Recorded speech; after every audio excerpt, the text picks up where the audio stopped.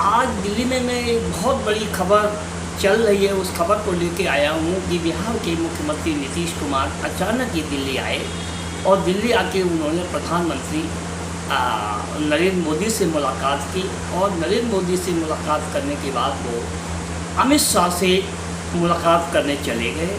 अमित शाह के मुलाकात के बाद और उनके जो मित्र थे उनसे भी उन्होंने मुलाकात की होगी, लेकिन ख़ास बात ये रही आज वो अचानक उन्होंने मुलाकात किया दोनों जगह, ये प्रधानमंत्री और केंद्रीय गृह मंत्री से। और उसके बाद में जब वो निकल गए उसके बाद में दोपहर के बाद में एक ऐसी घटना हुई, उस घटना के ये गृह मंत्री अमित शाह जो हैं वो भाजपा के राष्ट्रीय अध्यक्ष JP नड्डा जी से मिलने गए तो ये कयासबाजी लगने लगी कि कुछ तो पक रहा है, जो कुछ पक रहा है।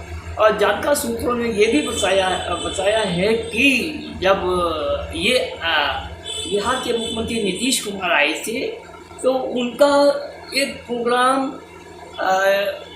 कांग्रेस के पूर्व अध्यक्ष और राहुल गांधी से भी मिलने का था। कितनी इसमें सच्चाई है, कितनी सच्चाई नहीं है कि वो राहुल गांधी से मिले, ऐसी कोई खबर नहीं आई, लेकिन बहुत मीडिया में कल चर्चा चल रही थी वो राहुल गांधी से मिलेंगे। जिस तरीके से अभी चुनाव का रिजल्ट नहीं आया, चुनाव का जब रिजल्ट नहीं आया उससे पहले ही कवायद सत्ता पक्ष की तरफ से कवायद शुरू कर दी है। कौन से अपने घटक हैं जो इंडिया गठबंधन में हैं उनको हम आपस में ही उनको हम अपनी तरफ ला सकते हैं, इसकी कवायद शुरू हो गई है।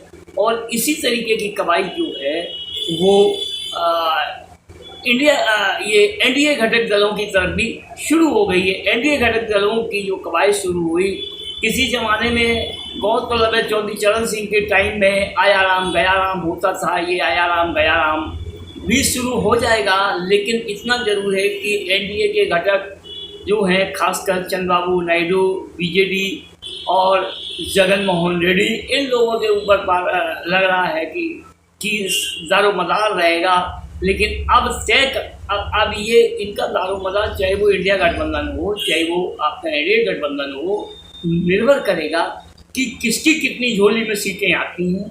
उसके आधार पर हॉर्स ट्रेडिंग होगी, खरीद फरोख्त होगी, और वही हॉर्स ट्रेडिंग कहाँ तक जाके रुकेगी ये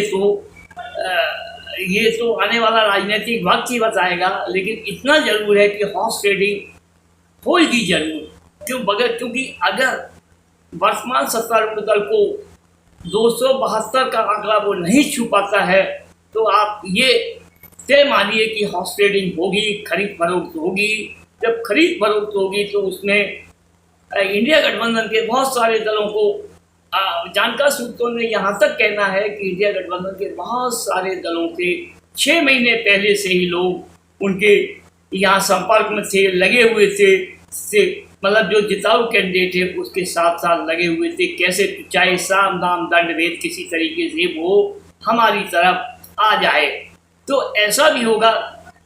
वहीं अगर इंडिया गठबंधन सिंगल लार्जेस्ट पार्टी आ जाती है और सिंगल लार्जेस्ट पार्टी को राष्ट्रपति जी को बुलाना बाध्य होना, राष्ट्रपति जी सिंगल लार्जेस्ट पार्टी को ही बुलाएंगे, चाहे वो गठबंधन हो चाहे वो कोई दूसरा गठबंधन हो। अगर सिंगल लार्जेस्ट पार्टी के आसपास दोनों मतलब एक ए और बी के रूप में रहे, किसी की अगर 260 आए तो किसी की अगर 268 आए, तो ऐसे मौके पर 68 वाले को ही राष्ट्रपति महोदय बुलाएंगी।